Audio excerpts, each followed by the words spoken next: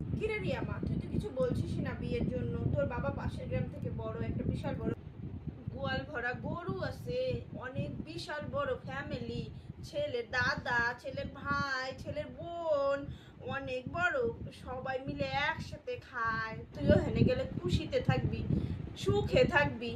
মা তুই বল, তুই এখন কি করবি? তোকে না জিজ্ঞেস করে কি কিছু করা যায়? তোর বাবা তোকে জিজ্ঞাসা করতে বললো, তার জন্য তো তোকে জিজ্ঞাসা করছি, তুই কি বিয়েতে রাজি আছিস? মা কি বলিস বল।